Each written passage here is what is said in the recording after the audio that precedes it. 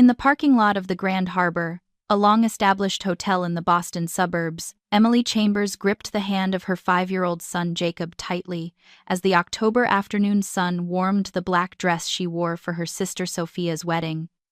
"Mommy, is my tie okay?" Jacob asked, touching the center of his chest with his small hand. "Perfect, Jacob. You look very handsome," Emily said, giving him a gentle kiss on the cheek. Since losing her husband Michael in a car accident 3 years earlier, Jacob had become her entire world, technically. She still had her mother Margaret and her sister Sophia. But after the tragedy, she had learned that blood ties and emotional closeness were not always the same. As they stepped into the hotel lobby, the voices of relatives they hadn't seen in years echoed across the marble floors. Aunt Dorothy spotted them first and rushed over, waving dramatically. "Emily, it's been so long. My goodness, you've gotten so thin.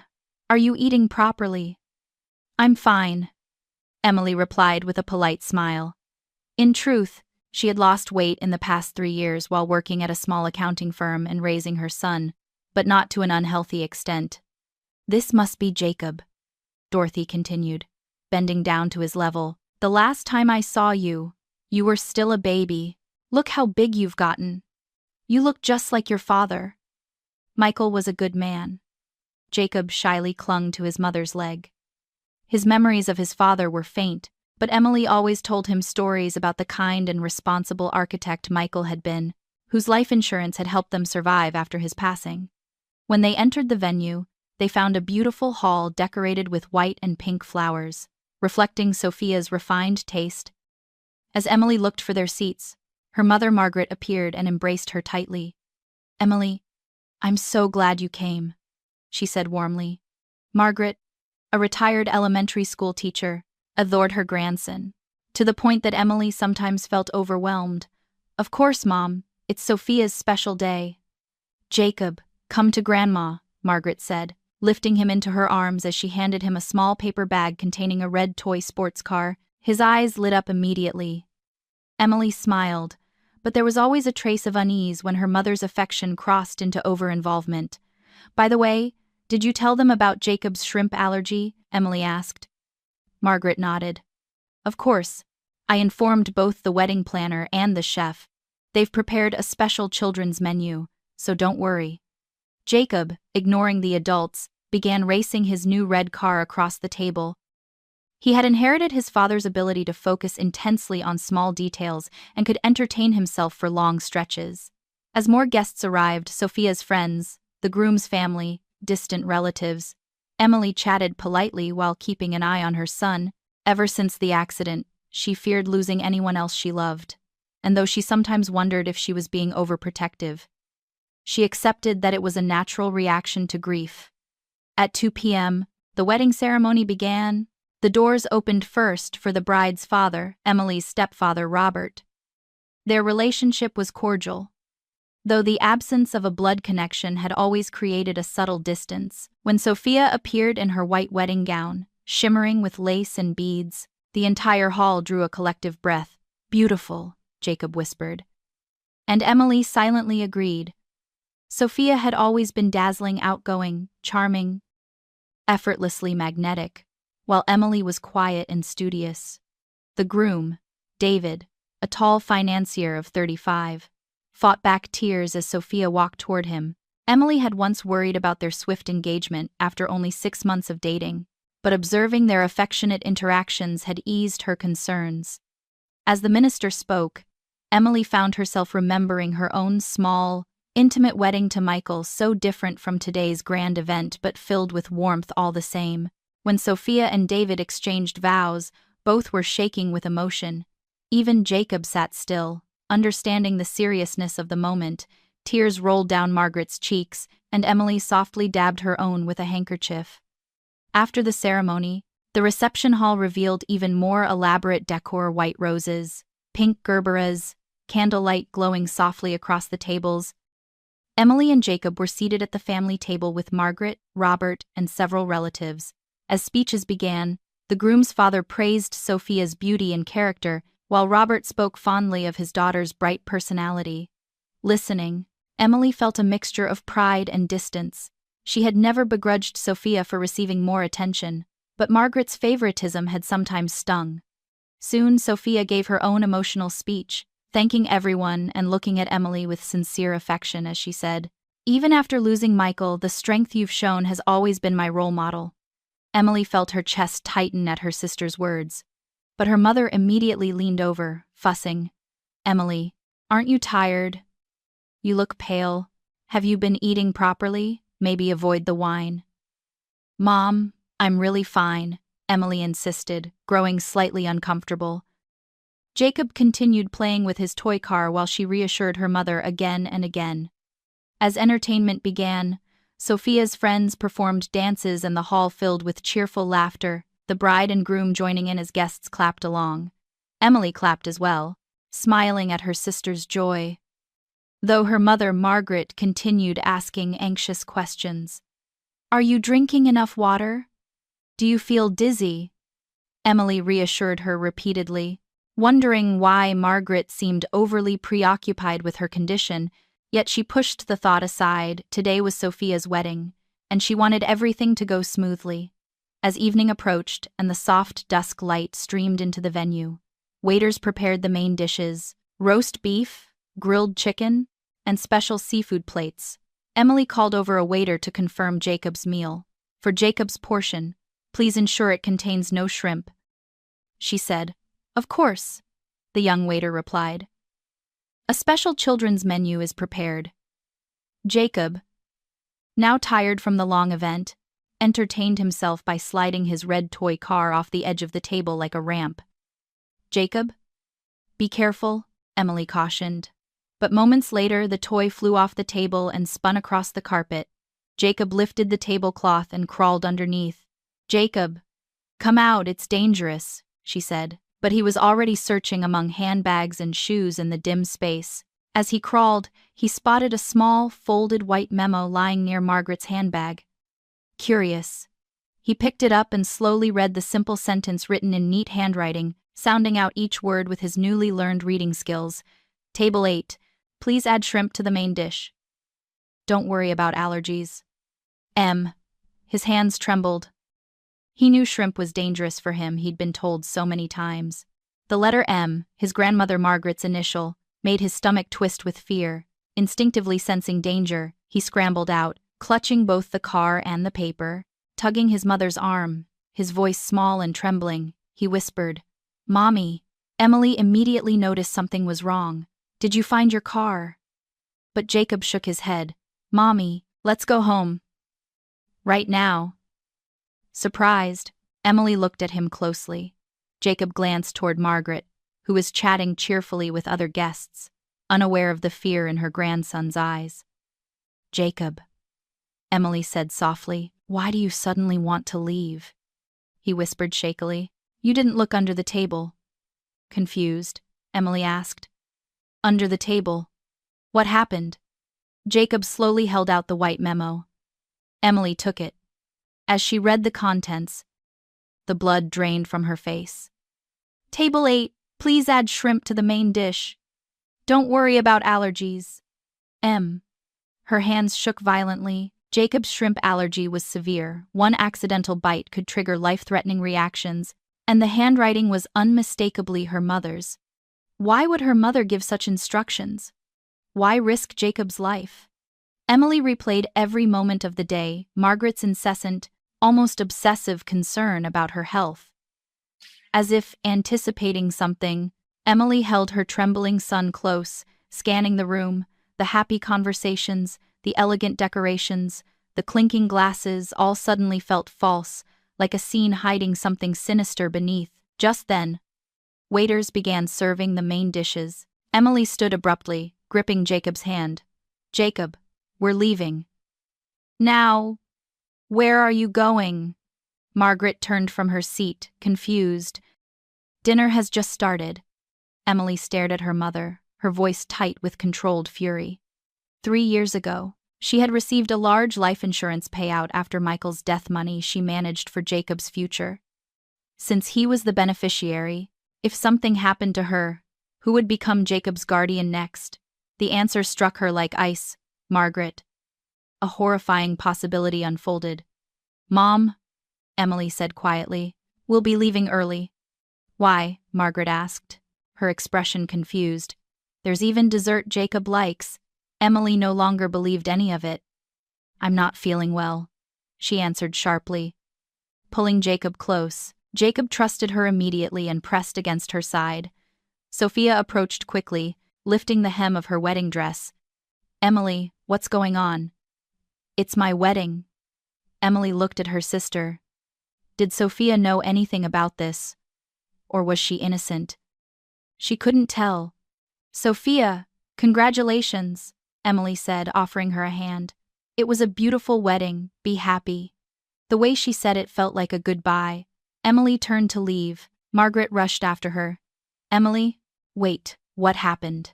Emily stopped, turned around, and held up the memo. Can you explain this? The color drained instantly from Margaret's face.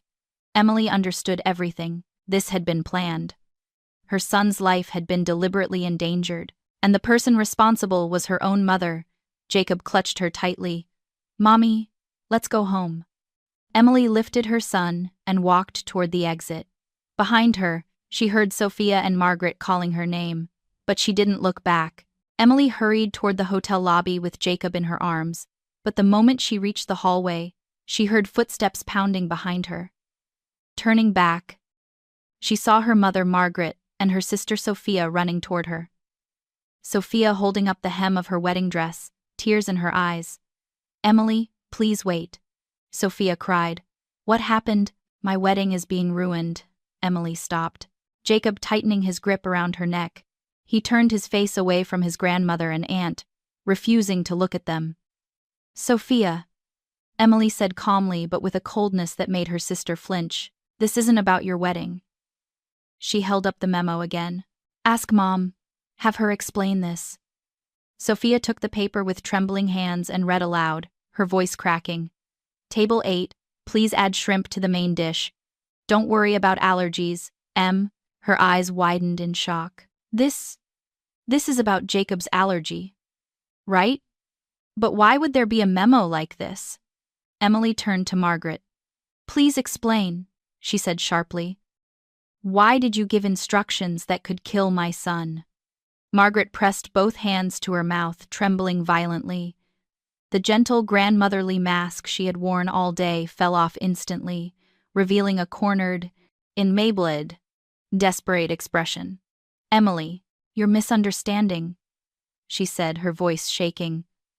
I love Jacob. Why would you ever think I'd harm him? Then what is this memo? Emily's voice rose. It's in your handwriting, Mom. You were acting strangely all day, overly worried, overly attentive. Because you knew something would happen, didn't you?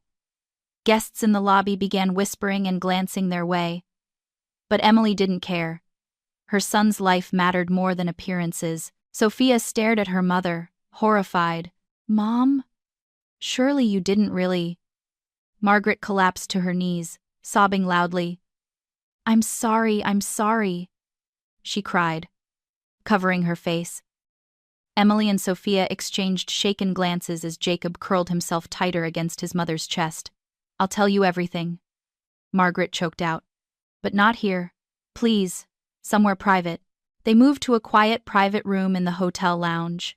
Despite being the bride, Sophia chose to follow. Her makeup was smudged, her dress wrinkled from running, but she didn't care.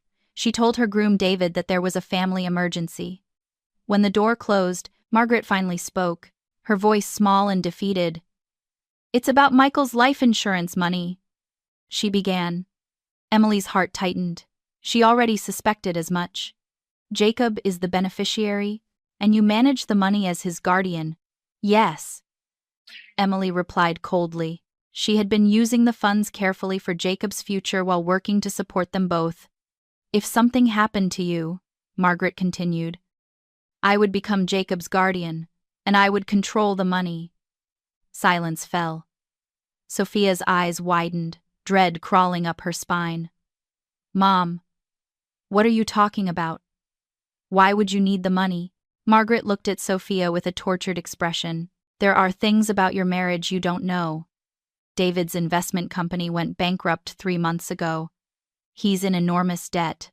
Sophia stood abruptly, shaking her head. No, that can't be true. David told me business was going well. He's successful, everyone knows that. Sophia, sit down, Margaret said weakly. David came to me begging for help. As a condition of the marriage, he demanded that I take over his debts. Emily felt the pieces snap together cold, terrible clarity. So if I died in an accident, she said slowly, you would become Jacob's guardian and use his insurance money to pay off David's debt to protect Sophia's marriage. Margaret broke down again. I was cornered, she cried. I wanted to protect Sophia's happiness, and David threatened me. He said he'd cancel the wedding if I didn't help him. I thought if I used the insurance money. You mean? Emily interrupted, her voice icy and controlled. You planned to kill me and make it look like an accident. Not kill, Margaret sobbed. I only planned to put sleeping pills in your drink while Jacob was in the hospital. Just long enough to make it seem like what? Emily snapped. That I died quietly. That it was just tragic timing. You were going to kill your daughter for money. Sophia stood up, trembling violently. Mom, you were going to kill Emily. For me, you thought that was my happiness. Sophia, you don't understand, Margaret pleaded. David is dangerous. He's drowning in debt. He's using our family's money. I didn't want your marriage to fall apart. Then why didn't you tell me the truth? Sophia screamed. Why didn't you protect me instead of plotting to kill my sister? Emily stood, lifting Jacob onto her hip. Her voice was quiet but final. That's enough. I don't need to hear anything else. Emily, please. Margaret reached for her. I made a mistake. But Jacob is my grandson. Don't take him from me. Emily stepped back. You tried to kill my son. Her words were sharp as blades. Never come near us again. She grabbed Jacob's hand and headed for the door. Sophia chased after her, sobbing. Emily, what should I do? My marriage. David. Emily turned once. That's for you to decide. But remember this. There is no real happiness in a relationship built on lies and money. Then she walked away with her son. Without looking back, Emily carried Jacob out of the hotel and into the cool night air, her heart pounding with a mixture of fury, betrayal, and grim determination. The sky was already dark, but compared to the suffocating atmosphere inside, the night felt strangely liberating. She placed Jacob gently into the back seat of their car, buckled him in, and took a deep breath as she got behind the wheel. Her hands were still shaking. Mommy, Jacob said softly, his round eyes filled with worry. Won't we see Grandma anymore? Emily looked at him in the rearview mirror. That's right, Jacob, she said gently as she stroked his hair. But we have each other. That's enough. Jacob nodded slowly, as if he understood more than his 5-year-old mind could fully grasp. Emily touched Michael's old keychain hanging from the ignition, one of the few things she had left of him, and whispered in her heart, I'll protect our son, no matter what. 3 months later, in a modest but cozy apartment in Portland, Oregon, Emily greeted a new morning with her son. Sunlight streamed warmly through the small kitchen window as Jacob sat at the dining table, swinging his legs while eating cereal. Their new life was simple, quiet, free from luxury, but it was filled with peace, a peace Emily had never felt in Boston. Mommy, can we go to the park today? Jacob asked, spoon halfway to his mouth. Of course, Emily said with a smile. Maybe you'll make some new friends today. Leaving Boston had been a painful but necessary decision. After escaping the hotel that night, Emily had contacted a lawyer and then the police. She provided the memo as evidence. Along with her mother's confession, a restraining order was issued against Margaret and later against Sophia as well, after Sophia kept trying to reach Emily in desperation. Emily hadn't wanted to involve the law, but after learning that her own mother had planned to poison her and nearly had her son served shrimp, she knew she had no choice. She needed protection.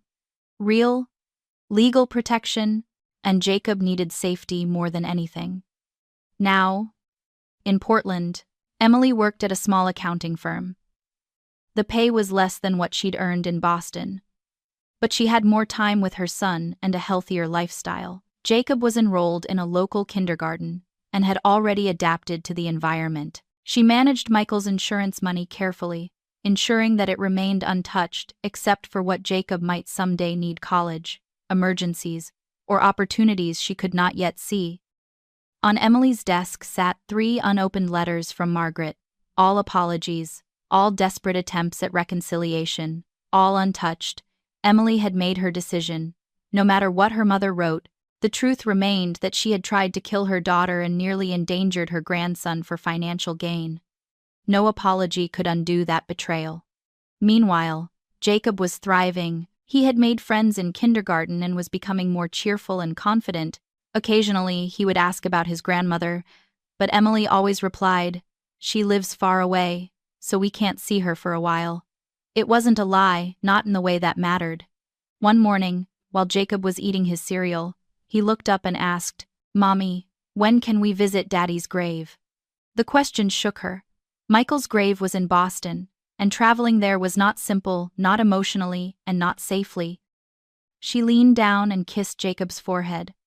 "We'll go visit him someday," she said softly. "Daddy is watching over us, and he's happy that we're living safely." A few days later, as Emily was scanning the local newspaper, she found a small article about Boston that made her pause.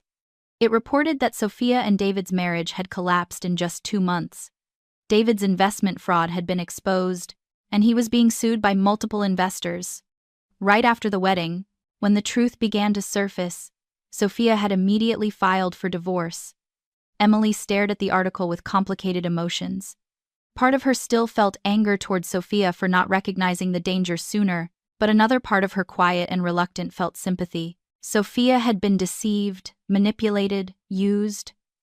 Another article on the same page mentioned Margaret, how neighbors said she seemed lonely and isolated, cut off from her daughters, unable to see her beloved grandson, and carrying the weight of her own actions. Emily folded the newspaper and set it aside. Whatever happened to her mother and sister was no longer her concern. The future belonged to her and Jacob. That evening, while Jacob played at the park with new friends, Emily sat on a bench talking with a young mother whose daughter had immediately befriended Jacob. "Your son is very bright," the woman said warmly. "He became friends with my daughter right away." "Thank you," Emily replied. "We just moved here. Everything is still new to us. If you need anything, don't hesitate to ask," the woman said. "People here are very kind." Emily felt a genuine warmth she hadn't felt in years. No pretense, no hidden motives, just kindness. That night, after putting Jacob to bed, she stood by the window looking at the clear night sky. "Michael," she whispered, "we're okay now. Jacob's doing well. I'm doing well. We're living safe and free." The next morning, Jacob looked up from his breakfast and said, "Mommy, I'm happiest when I'm with you." Emily hugged him tightly. "Me too, Jacob. We're a small but very strong family." She no longer missed her luxurious life in Boston. She had found something far more precious: real happiness, real peace, and the unwavering bond between mother and son. Together, she knew, they could overcome anything. In the weeks that followed, Emily began settling fully into the rhythm of her new life. Each morning she packed Jacob's small backpack, walked him to kindergarten, then headed to the accounting firm where she worked with a supportive team that valued her skills without prying into her personal history. For the first time in years, Emily felt she could breathe without fear. After work, she would pick up Jacob, and the two of them would stop by a local bakery, where the owner, a cheerful older man, always handed Jacob a small complimentary cookie. Jacob's laughter whenever he received it became the sweetest sound of Emily's day. She had no relatives in Portland, but the community's natural warmth slowly filled that gap. One Saturday morning, Emily and Jacob visited the park. While Jacob ran toward the swings, she sat with a travel mug of coffee, watching him play more freely than she had ever seen in Boston. He climbed, slid, laughed, and interacted with other children with a confidence that surprised her. It reminded her that healing was possible, even for someone so young. "He looks really happy," said a familiar voice. Emily turned to see the woman she had met earlier. The mother of Jacob's new friend. He is, Emily replied with a soft smile. He's adjusting better than I expected. Kids are resilient, the woman said. And so are moms. Emily laughed lightly. Resilient wasn't a word she would have used to describe herself in the past, but now she began to believe it. Later that afternoon, as they were leaving the park, Jacob tugged on her sleeve. "Mommy," he said, "can we get a dog someday?" Emily paused. A pet was something she had never considered. They had lived in apartments, moved cities, and navigated unstable circumstances, but now, maybe someday, sweetheart, she said. Jacob beamed at the thought. At home, Emily cooked dinner while Jacob played nearby. Their apartment was simple, but it felt warm, soft lighting, a handmade drawing of their little family taped to the fridge, and a small shelf displaying Jacob's favorite toys. She had created a peaceful world for him, one step at a time. After dinner, when Jacob sat in bed with his stuffed bear, he asked, "Mommy, is Grandma still far away?" Emily tucked him under the blanket. "Yes," she said, "she's living her own life, and we're living ours. And we are safe. That's what matters." Jacob nodded sleepily. "I like our life." "Me too," she whispered. Kissing his forehead, once Jacob fell asleep, Emily stepped into the living room and opened her laptop to check her emails. There were a few work messages, an update from Jacob's school, and one new message that made her freeze. It was from Sophia. The subject line read, "I don't want anything but to apologize." Emily hovered her cursor over the message but didn't open it. She stared at the screen, wrestling internally. Part of her felt anger deep. Justified anger because Sophia had turned a blind eye for too long, had allowed David to manipulate her and indirectly endanger Jacob. But another part of her remembered how terrified and shattered Sophia had looked in that private room, how she had cried, screamed at their mother, realized her marriage was built on lies. Emily closed the laptop. Whether she forgave her sister someday or not was irrelevant right now. Her priority was Jacob and rebuilding their future. That night, she dreamed of Michael. He stood beside her in a sunlit field, smiling the way he used to, warm, gentle, reassuring. "You're doing well," he said. "You protected our son, and you protected yourself. I'm proud of you." When she woke, she felt tears on her cheeks but also a profound sense of peace. Jacob climbed into her bed early that morning, crawling under the blankets with a sleepy grin. "Mommy, can we make pancakes?" Emily laughed, wiping her eyes before he noticed. "Yes, we can make pancakes." As they cooked together, Jacob stirring clumsily while batter splattered on the counter, Emily realized something she had not fully acknowledged. She had escaped not just from danger, but from a life that had confined her, suffocated her, and demanded she endure constant emotional pressure. Here, in this quiet apartment, with her son laughing beside her, she had found freedom. Later that day, they walked through town, exploring small shops and a cozy bookstore where Jacob flipped through picture books while Emily browsed the shelves. A sense of belonging settled in her chest, a feeling she had rarely experienced before. No wealth, no glamorous events, no complicated family webs, just a simple life built with love and honesty. As evening fell and they walked home under streetlights, Jacob squeezed her hand. "Mommy," he said, "I think Daddy is happy we're here." Emily looked down at him, her heart swelling. "I think so too, Jacob." When they reached home, Emily unlocked the door and stepped into the warm glow of their living room. She inhaled deeply, letting the comfort settle around her. This was home, not Boston, not the past, not the world filled with betrayal and danger. This, the small two-person family built on trust and love, was her true life. And she knew, with absolute certainty, that no matter what challenges lay ahead, she and Jacob would face them together. Their new beginning had already started, and Emily would protect it with everything she had. The pain of the past had shaped her, but it no longer controlled her. She had chosen a different future, one where love was real, safety was certain, and family was defined not by blood, but by the people who truly cared. And in that quiet Portland night, Emily finally felt whole again.